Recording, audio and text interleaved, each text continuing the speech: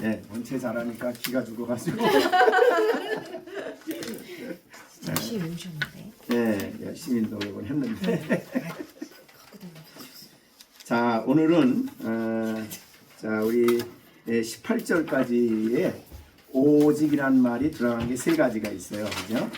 네, 그래서 15절에 보면 오직, 15절에 오직 지혜 있는 자 같이 하여.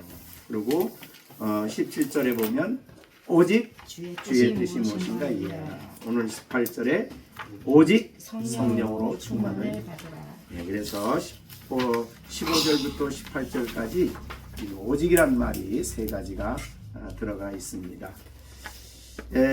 이 말씀을 묵상하면서 로마서 12장 1절부터 2절까지 말씀이 생각이 납니다. 그런 역할을 하는 아주 중요한 말씀이고, 이제 이 원리에 의하여 뒤에 나오는 22절부터 아내와 남편, 그 다음에 6절은 자녀와 부모, 그 다음에 6장 5절에는 종과 상전, 그 다음에 10절에는 영적 전쟁, 이런 것과 연관이 되어 있는 그런 말씀이다, 이렇게 여겨져서 조금 길지만은 자세하게 하려고 노력을 했습니다.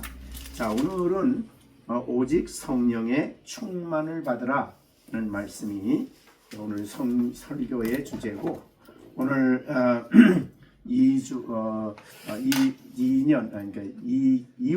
2월 첫 주에 우리 열린샘 교회 하나님이 주시는 메시지, 오직 성령으로 충만함을 받으라, 이 말씀을 여러분에게 주시고 있습니다. 근데 여기에 내용에 보면 이거는 명령형이죠. 그래서 충만함을 받으라는 현재 명령법입니다. 이 헬라어에서 현재 명령법은 진행형입니다. 진행. 그러니까 계속해서 주시는 명령이다, 그렇게 생각을 하면 되겠습니다. 이제 오직 성령으로 충만함을 받으라. 그런데 성령 충만한 사람, 그러면 우선 사도행전의 2장에 나오는 사도들을 생각할 수 있겠고, 그 다음에 성령의 충만함을 받은 사람들을 우리가 찾아볼 수 있다면 뭔가 사도행전의 7집사죠. 그죠? 7집사를 선택할 때에 그들의 기준이 성령과 지혜가 충만한 사람, 그리고 믿음과 성령이 충만한 사람.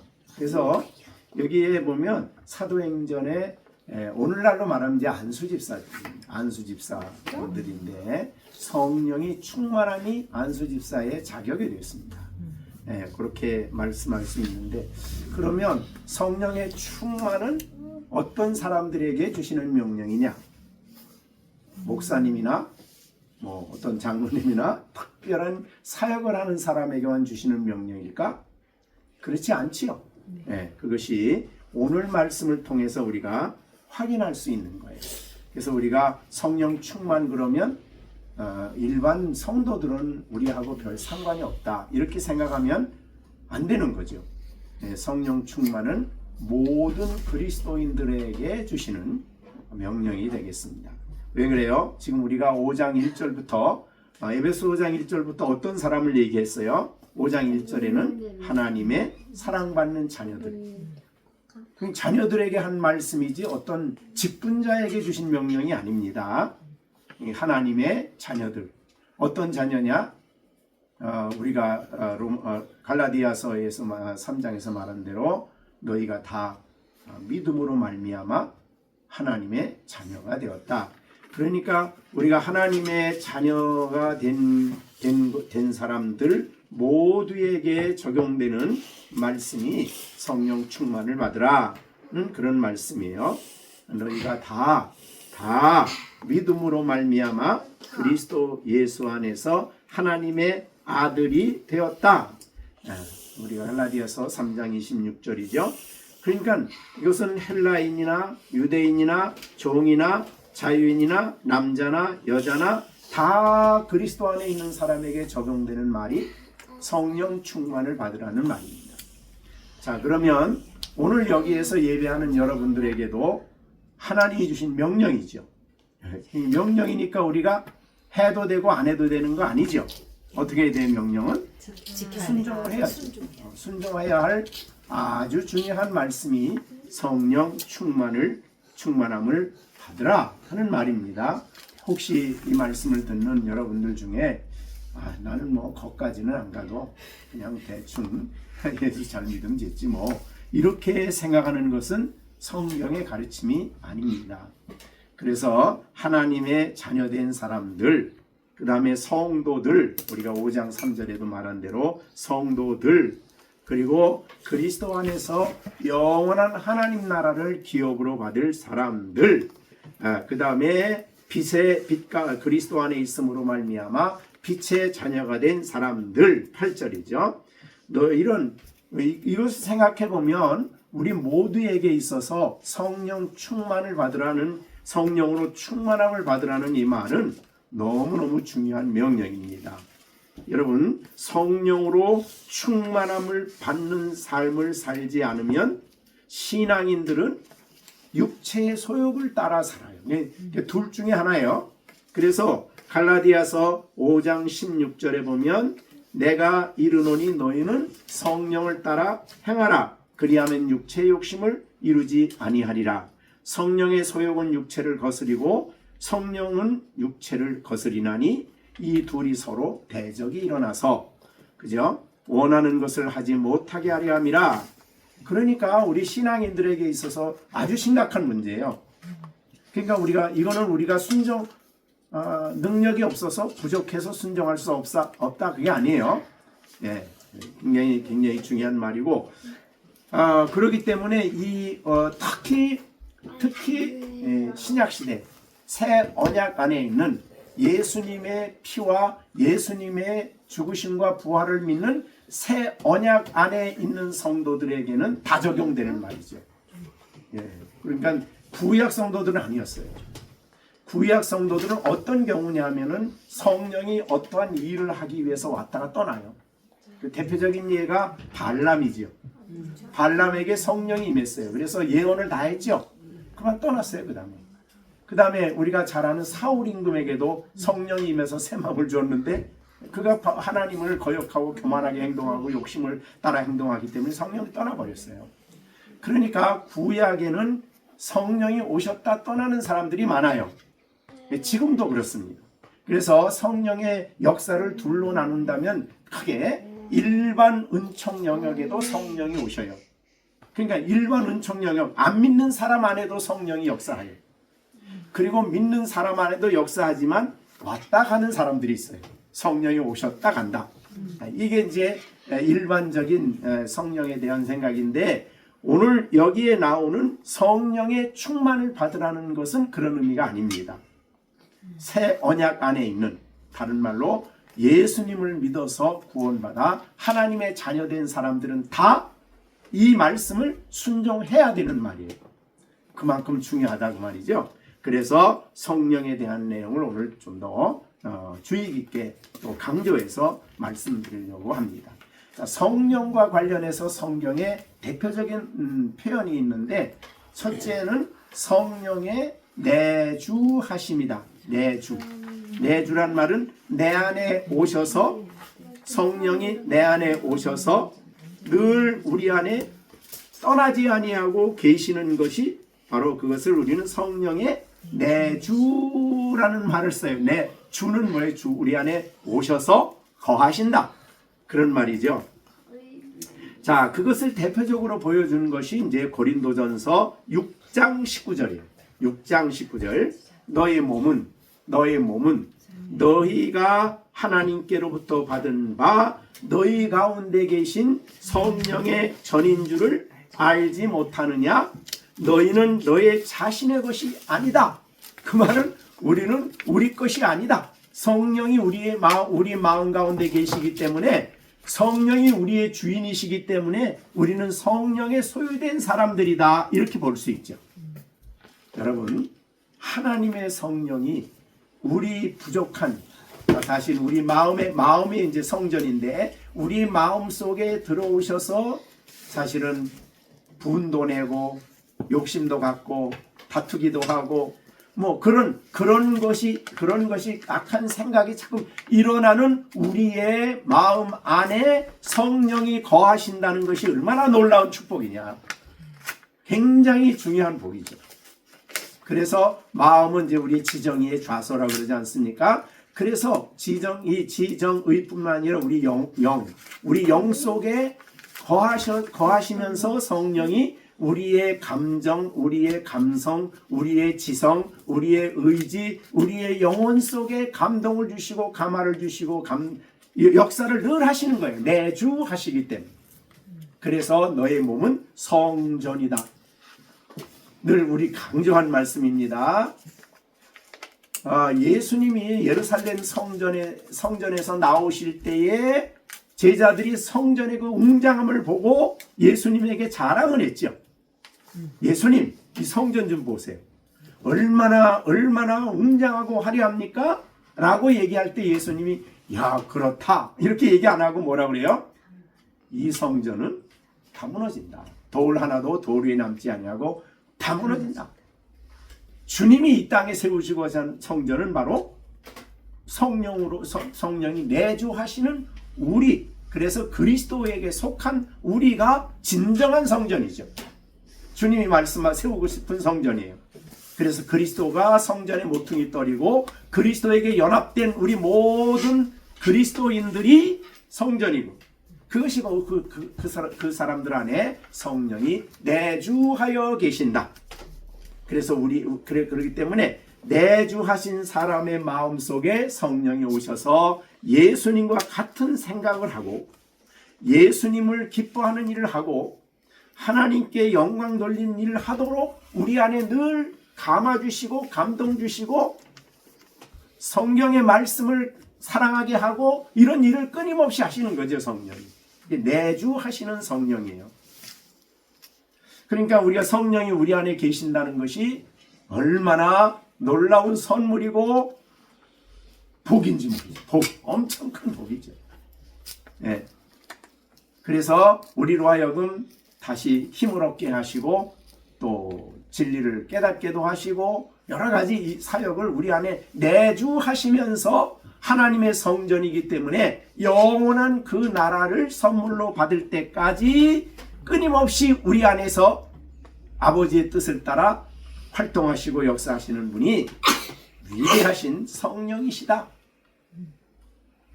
자, 고린도전서 3장 16절에서는 교회가 성전이죠. 그래서 고린도전서 3장 16절 너희가 하나님의 성전인 것과 하나님의 성령이 너희 안에 계시는 것을 알지 못하느냐라는 말은 무슨 뜻이에요? 네. 알지 못하느냐? 이거 알지 못하느냐라는 말은 무슨 의미가 더 강렬해요? 그 고린도 성도들이 그것을 모르기 때문에 그것을 아는 건 이제 원리적으로는 알죠. 그러나 생활이 잘못되고 그릇될 때는 그걸 다 잊어버리고 행동한다 그 말이죠. 그리고 이제 대표적으로 아까 고린도 전서 6장에서 말한 대로 똑같아요. 여기도 왜 신앙인들이 이 땅에서 우리의 몸을 가지고 죄 짓는 데 두느냐? 특히 이제 그 죄 중에 하나가 이제 이 음행 문제인데 할 수가 없다. 왜? 우리 몸은 하나님의 성전인데 어떻게 우리 몸을 가지고 음행을 하느냐? 안 된다 이거죠. 예, 그렇게 그러면서 알지 못하느냐는 말을 거기서도 써요. 성전인 줄을 알지 못하느냐? 너희가 이거 알고 있으면 그렇게 할 수가 없다 그 말이죠. 알 수 있으면 그렇게 행동할 수가 없고 그렇게 살아갈 수가 없는 거다 그 말이죠. 너희가 알지 못하느냐? 이렇게 얘기를 했어요. 자, 그래서 우리가 교회가 바로 성전이고 교회에 속한 우리도 성전인데 특별히 하나님의 성령이 우리 안에 내주하여 계신다. 이렇게 말씀했습니다. 근데 내주하여 계시는 가장 기초적이고 가장 분명한 증거 중에 하나는 신앙 고백이에요. 주는 그리스도시요 살아계신 하나님의 아들입니다 라고 고백하는 이 예수 그리스도를 하나님의 아들로 나의 죄를 이 성령이 내주하셨기 때문에 내가 죄인임을 깨닫고 내 죄를 위해 죽으신 예수님, 나를 위해서 죽으신 그 예수님을 향하게 하는 이 기본적인 신앙 고백을 한 그것은 내가 한 게 아니라 그랬어요. 그래서 베드로가 주는 그리스도이시오 살아계신 하나님의 아들입니다 그랬더니 예수님이 베드로에게 야, 너 똑똑하다 그랬을까요? 아니죠. 뭐라고 그랬어요? 이걸 너희 알게 하신 이는 내 혈육이 아니다. 하나님 아버지시다. 하나님이다 그랬는데 하나님 성령이시에요. 성령이 알게 했다 그 말이죠. 그러니까 여러분이 예수 그리스도를 나의 주님, 나의 주요, 나를 위해 죽으시고 부활하신 예수 그리스도를 내 죄를 담당하시고 죽으신 예수로 믿는 사람은 바로 그 안에 성령이 계신 사람이요. 성령이 그렇게 그를 알게 하시고 깨닫게 하시고 주께로 돌아가게 하신 거예요. 그게 내주하심의 가장 기본적인 증거입니다. 근데 이렇게 오신 내주하신 성령은 떠나지 않으시죠. 네. 네. 그래서 요 에베소서에도 우리가 그 말씀을 배웠어요. 그래서 이 성령이 우리 안에 오셔서 떠나지 아니하시고 구속의 날까지 인치셨다. 에베소서 1장 13절이에요. 구속의 날, 영광스러운 주님의 재림 오시는 그날까지 주님은 우리 가운데 인치시고 즉 우리 가운데 떠나지 아니하시고 계신다 그 말이죠. 그것이 바로 성령이시죠. 근데 그분이 하나님이죠. 창세기 1장에 보면 천지를 창조하셨는데 하나님의 신이 그 위에 운행하시더라.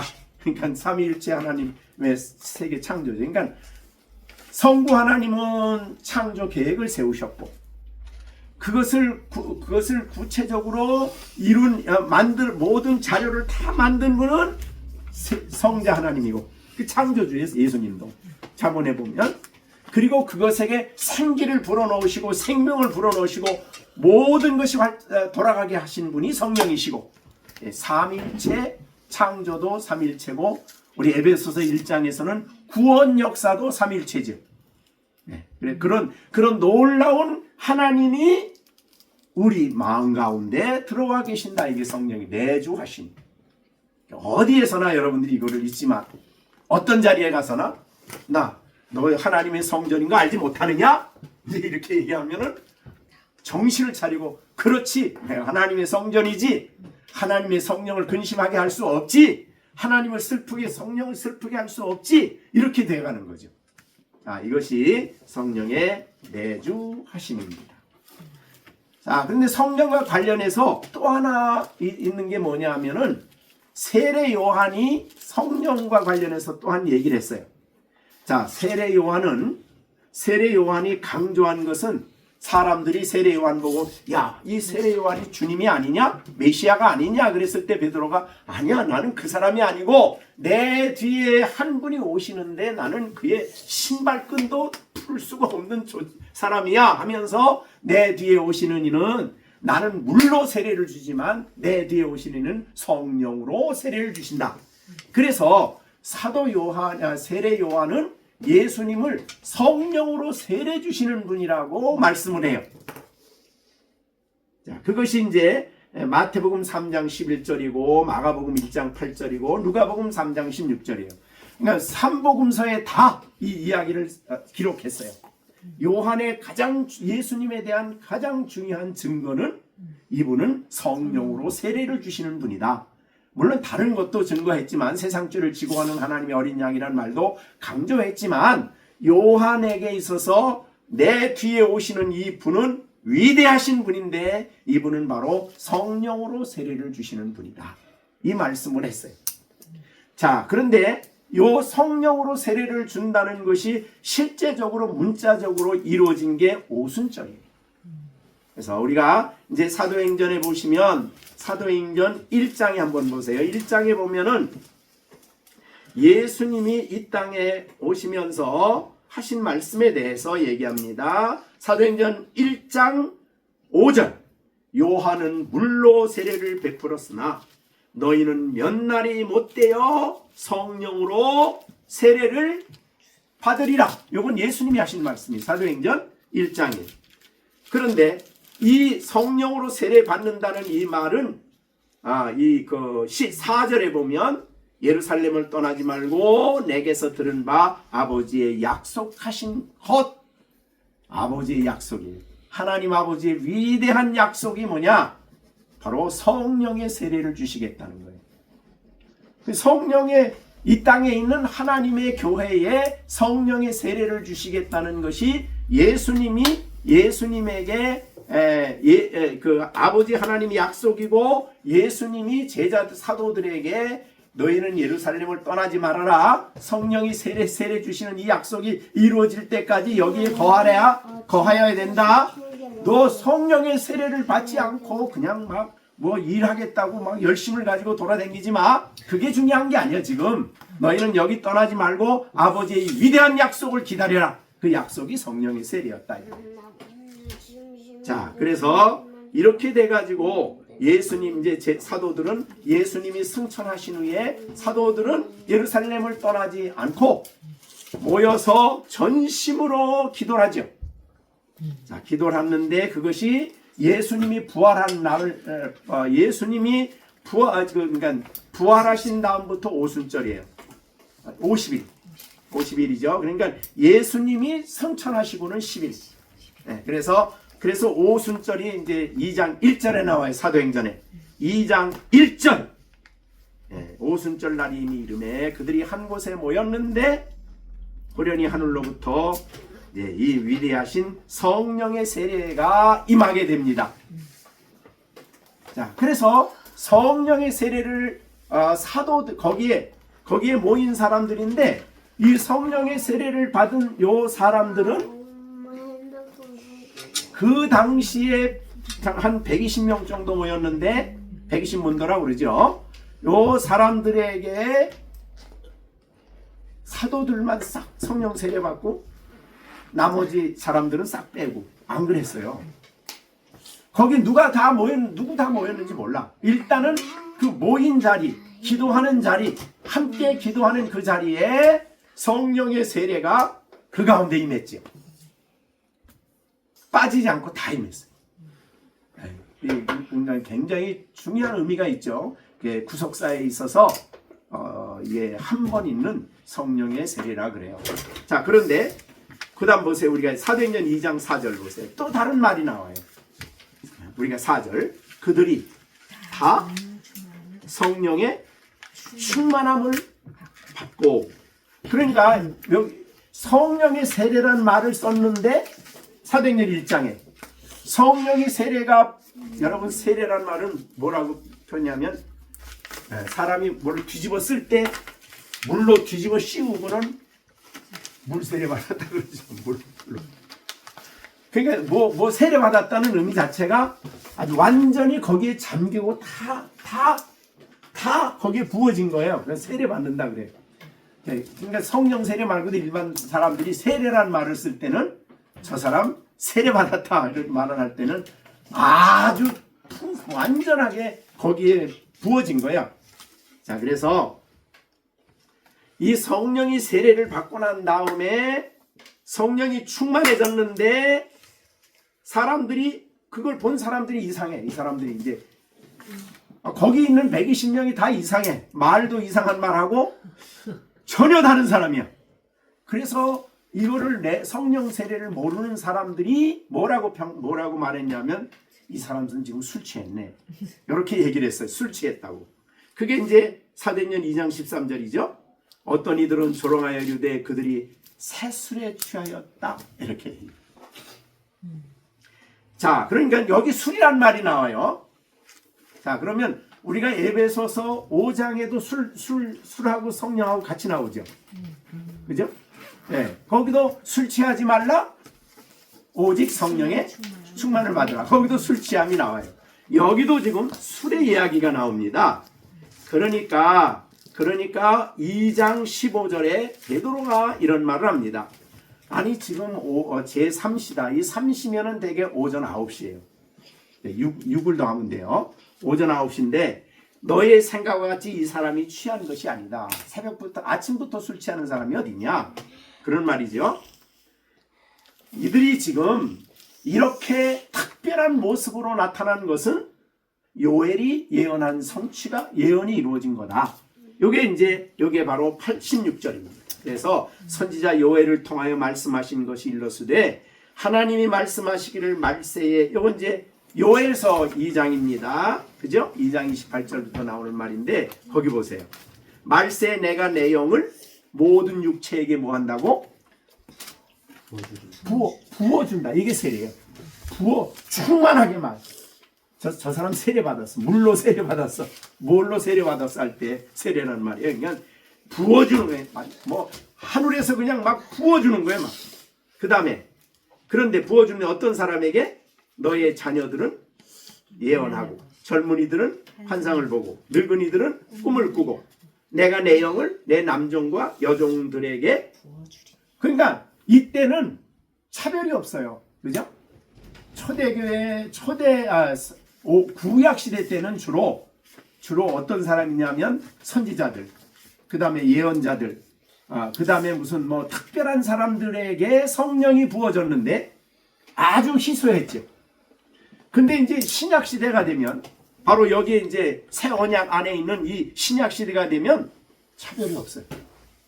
어린아이, 또 나이 많은 사람, 그죠? 늙은이, 그 다음에 뭐 남자, 여자, 남종, 여종 차별 없이 부어주시는 거예요.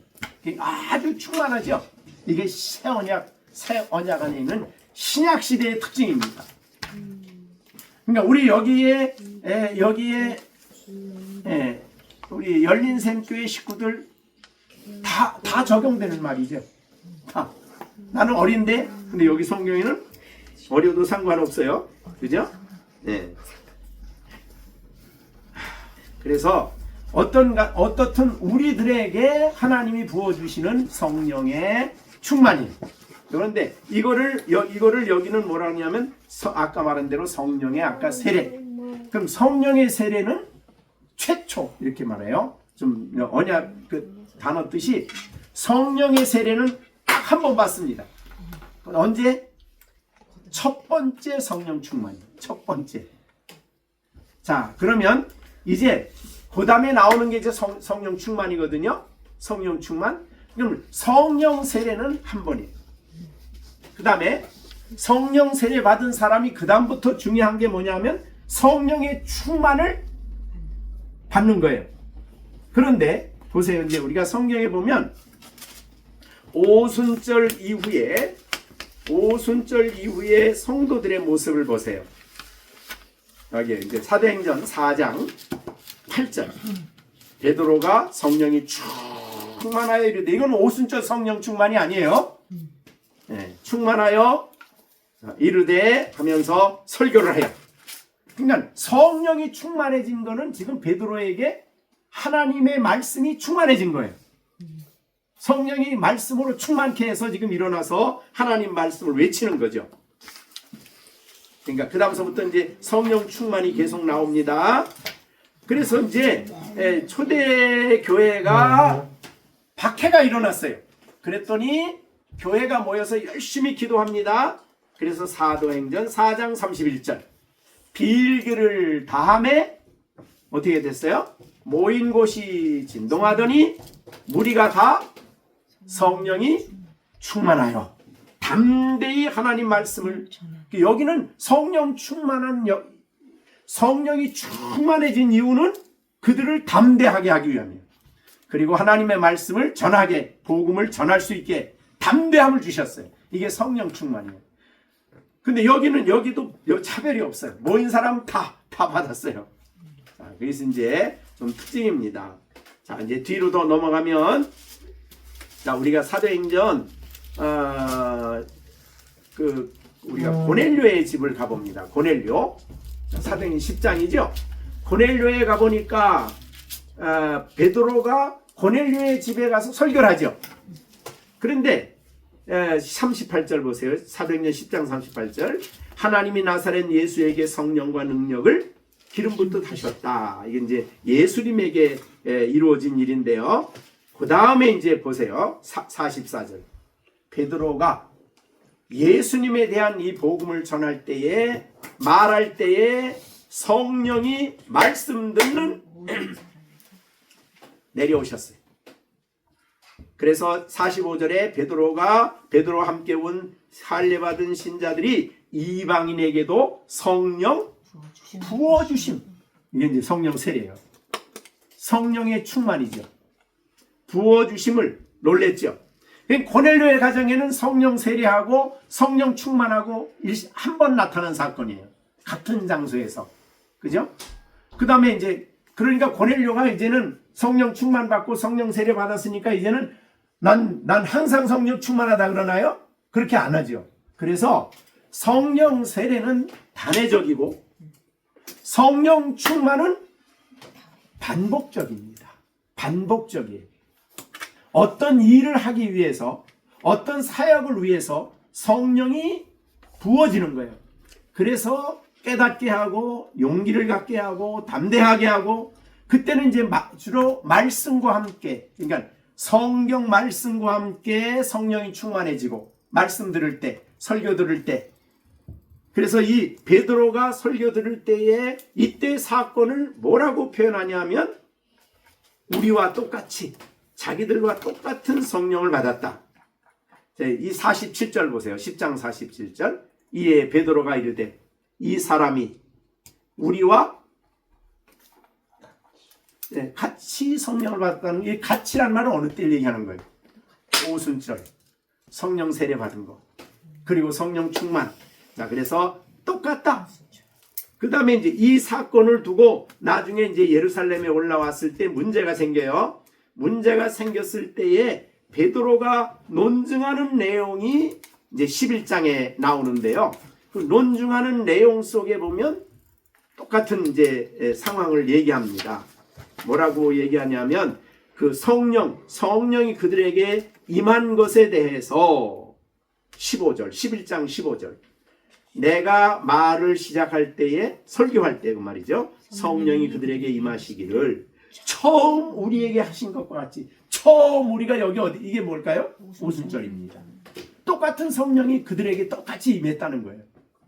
그 다음에 그래서 내가 16절, 내가 주의 말씀에 요한은 물로 세례를 베풀었으나 너희는 성령으로 세례를 받으리라니 생각났노라. 그러니까 고넬료에게는 성령 세례하고 성령 충만이 한 사건이에요. 그러니까 성령 세례는 첫 번째 성령 충만이 성령 세례예요. 그럼 성령 세례 받은, 충만 받은 사람, 성령 세례 받은 사람, 그 다음서부터는 계속적으로 성령의 충만함을 받아서 살아가는 거죠. 네. 그러니까 내주하심, 성령 세례, 성령 충만. 이게 이제 우리에게 사도행전에 나오는 세 가지 다른 성령의 사역인데, 그러면 어떻게 하면 성령이 충만해지느냐? 우선 오늘 고넬료의 가정에는 뭐 할 때?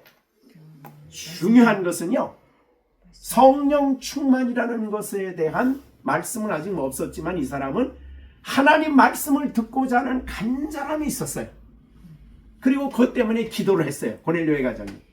그리고 친척들 다 모아놓고 그 고넬료의 집에서 말씀 듣는 가운데 성령이 임했죠. 그러니까 성령 충만 뭐 이렇게 중요해? 그런 사람에게는 중요하신 성령이 안 오셔요.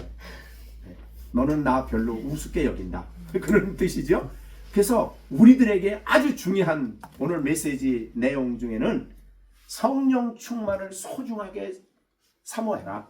간절히 열정적으로 사모해라. 열망해라. 그런 말이죠.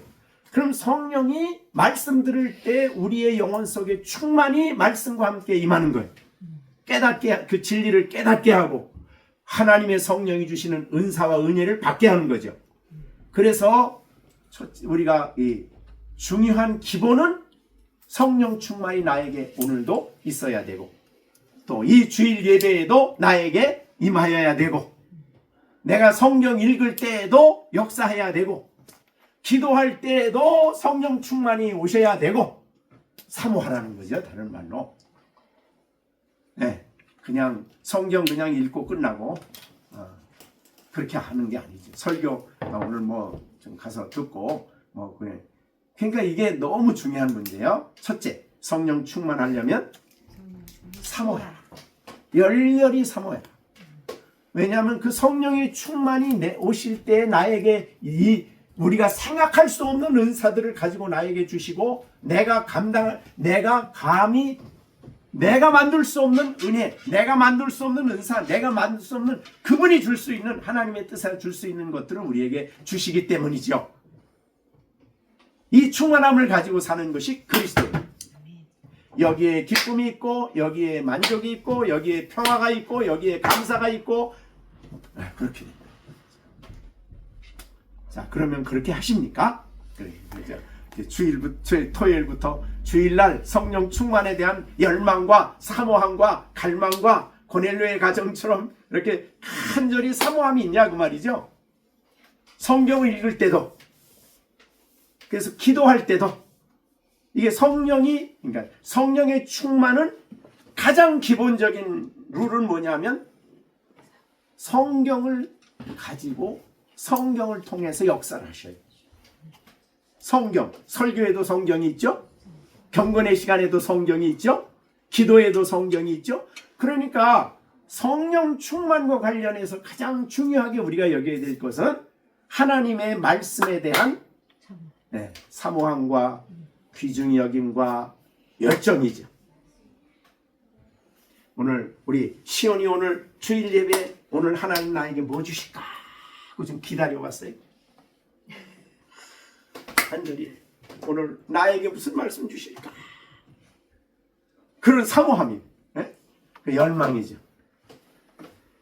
자, 그런 사람에게 성령을 충만하게 하시는데 아까 말한 대로 두려워할 때 성령이 충만해지면 담대함이 생기죠. 신앙인들 하나님 성령이 충만해지면 갑자기 그 말씀이 확 밝아지면서 말씀을 내게 그 의미를 충만히 깨닫게 하죠. 성령이 충만해질 때. 그리고 내가 하나님의 거룩한 뜻, 하나님의 영광을 위해서 살 그런 뜨거운 열정이 우리 마음속에 불붙어요. 그래서 성령이 오실 때는 불로 우리 이제 사도행전 2장에 보면 불의 혀같이 열정이죠. 불. 이런 의미를 상징적으로 쓴 것입니다. 자, 그래서 오늘 여러분들이 그 구분은 그렇게 하시고 그런데 오늘 본문으로 다시 돌아가 봅니다.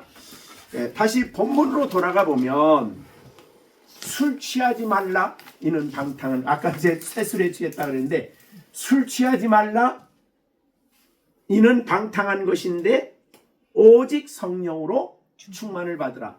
술 취하는 사람의 특징은 술이 그 사람을 지배합니다. 술의 지배를 당해. 그러면 방탕이란 말은 낭비한다는 뜻하고 똑같습니다. 술에 취하여 사는 동안은 다 낭비야 인생이. 그리고 술 취하는 이유는 뭐 여러 가지가 있겠지만은 우리가 전도서에서는 솔로몬이 말한 대로 왜 그렇게 술을 그렇게 좋아할까 봤더니 우리가 이제 전도서에는 그랬어요. 전도서에 보면 왜 그렇게 술을 그렇게 원할까? 우리 전도서 3장인가요?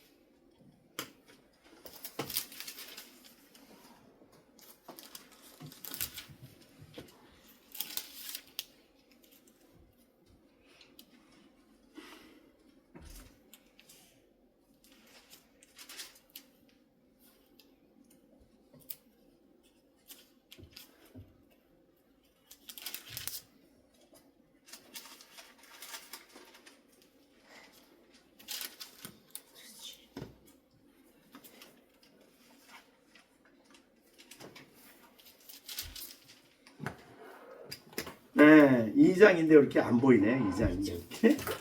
자, 1절 봅니다. 나는 내 마음에 이르기를, 전도서 2장 1절이에요. 내가 시험 삼아 너를 즐겁게 하리니 너는 낙을 누리려 하였으나 보라 이것도 헛되도다. 내가 웃음에 관하여 말하기를 이르기를 그들이 미친 것이라 하였고 희락에 대하여 이르기를 그가 무슨 소용이 있는가 하였노라. 이것이 무슨 소용이 있는가 하였노라. 3절 내가 내 마음으로 깊이 생각하기를 내가 어떻게 하여야 내 마음을 지혜로 다스리며 술로 내 육신을 즐겁게 할까?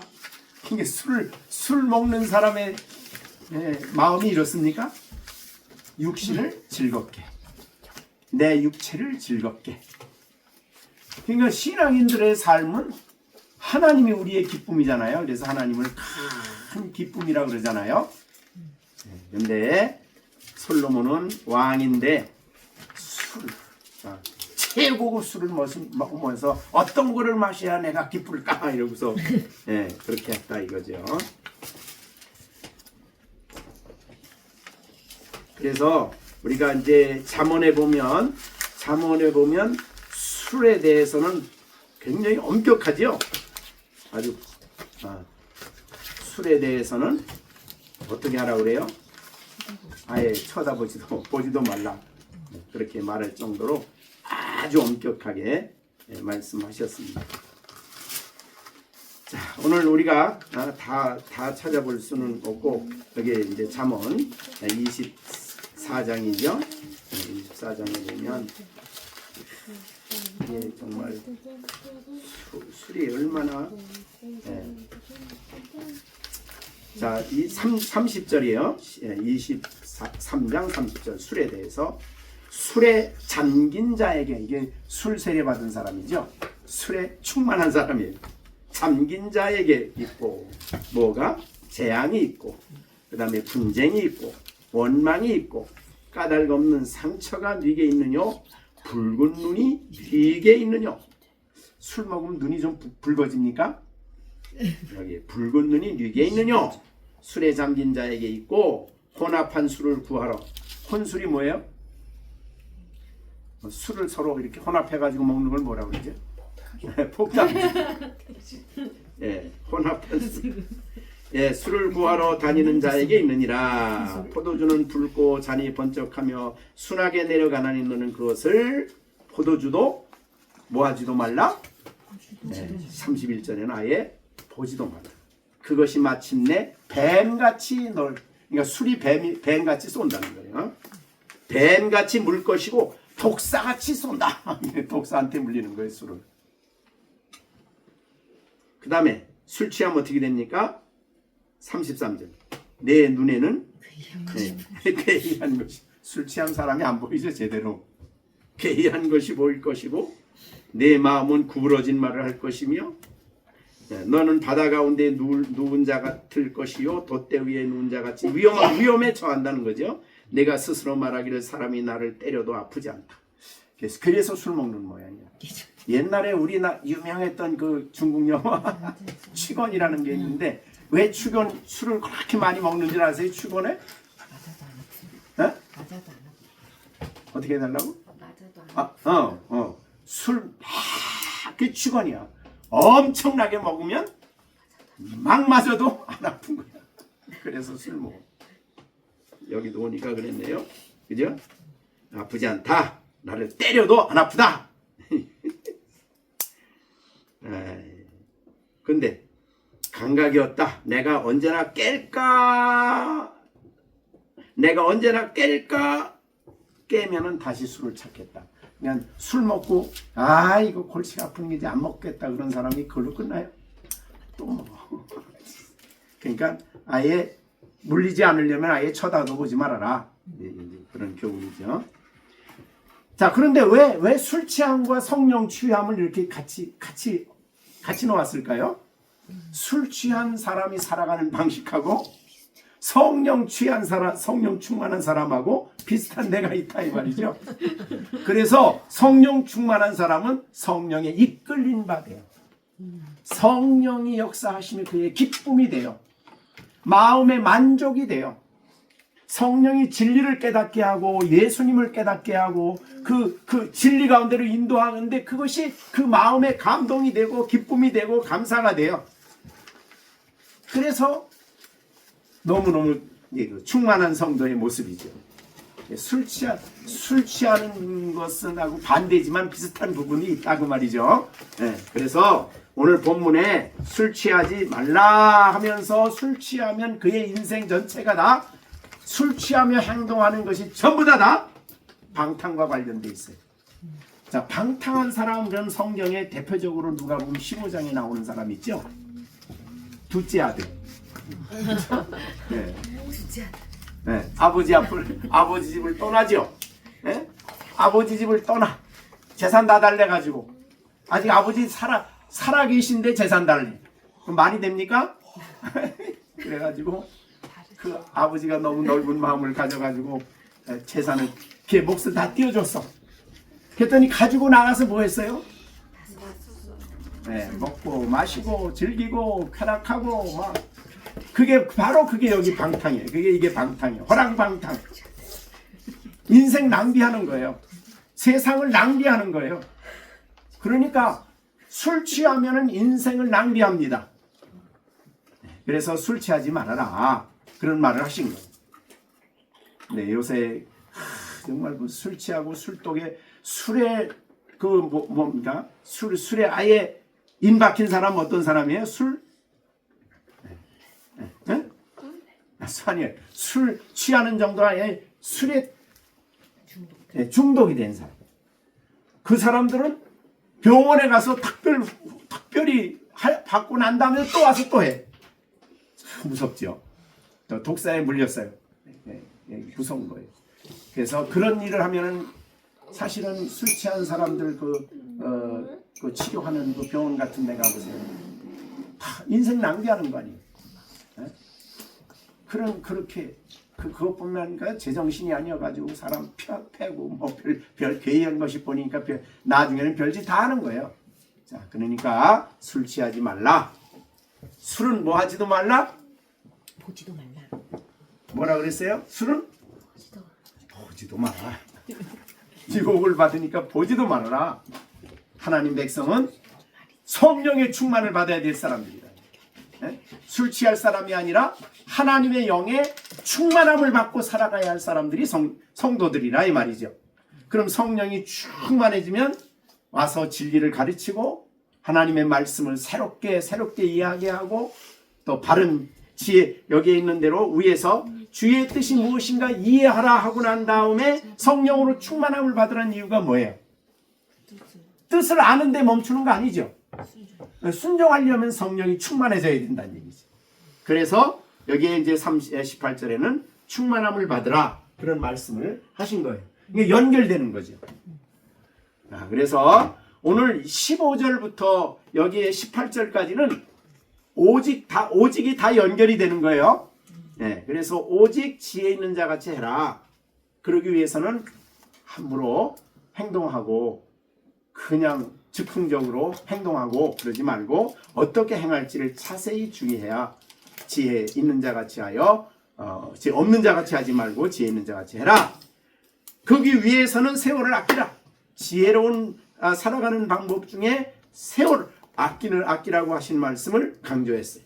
그런데 이제 아끼는 방법이 뭐냐 하면은 주의 뜻이 무엇인가를 잘 이해하는 거죠. 그럼 이해하는데 끝나지 않고 그것을 순종하고 따라가기 위해서는 성령의 충만을 받으셔야 합니다. 그것이 이제 18절이죠.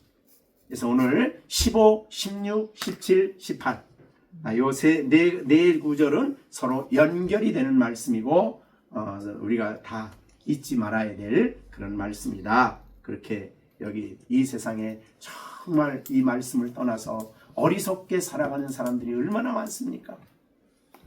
네. 저 어리석게 살아가는 사람들 너무 많습니다. 어두운 가운데 죄 가운데 살아가는 사람들 다 저들은 지혜로운 것 같은데 지혜가 아니에요. 저들은 제일 멋지게 사는 것 같은데 그게 멋지게 사는 게 아닙니다. 하나님의 성령의 감동으로 성경의 가치관과 성경의 기본, 성경의 말씀의 기준을 가지고 바르게 분별하며 살아가는 사람이 지혜로운 사람이죠. 내가 하고 싶은 대로 내 육신의 정욕대로 살아가면 그거는 성령과 대적이 되는 거예요. 그 육신의 열매를, 육신의 욕심을 따라 살아가는 것이기 때문에. 그래서 우리가 아까 갈라디아에서 말한 대로, 우리가 갈라디아서 5장 16절에 말한 대로 성령을 따라 행하라, 그리하면 육체의 욕심을 이루지 아니하리라. 그게 어떻게 된 거예요? 그러니까 성령의 충만함을 받고 성령을 따라 행하라, 그리하면 육체의 욕심을 이루지 아니하리라. 이거를 다른 말로 바꾸면 어떻게 되는 거예요? 성령을 따라 행하지 아니하면 육체의 욕심을 따르게 된다는 거예요. 근데 그 육체의 욕심을 따르면 성령을 대적하는 일이 돼요. 하나님을 대적하는 거죠. 그들의 삶에 나타나는 모든 일은 육체의 일이 되는 거예요. 육체의 일. 그래서 거기에 나오는 대로 우상숭배, 주술, 원수 맺고, 분쟁하고, 시기하고, 분내고, 그 다음에 당짓고, 분열하고, 이단하고, 투기하고, 술 취하고, 방탕하고, 이게 전부 다 육체의 일이에요.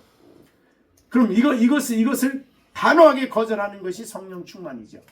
성령을 따라 사는 삶이죠. 성령의 인도함을 따라 사는 삶인데, 그렇게 되면 이제 성령의 열매가 맺히게 되는 거죠. 성령의 열매는 우리가 잘 아는 대로 사랑, 희락, 화평, 인내, 자비, 양성, 충성, 온유, 절제, 이런 아름다운 열매가 우리의 삶 속에 풍성히 맺히게 되는 것이다, 그런 말이죠. 자, 오늘 잊지 말아야 될, 우리 마음속에 잘 깊이 시온의 마음속에 새겨야 될 말씀이 뭐예요? 오직 성령 뭐예요? 성령으로 충만함을 끝까지 다 해주면 충만해. 자, 우리 시련이 오늘 하나님 주신 메시지가 뭐예요? 오직 성령으로 충만함을 받으라. 네, 우리 그 다음에 시준이 오늘 주신 말씀이 뭐예요? 오직 성령으로 충만함을. 네.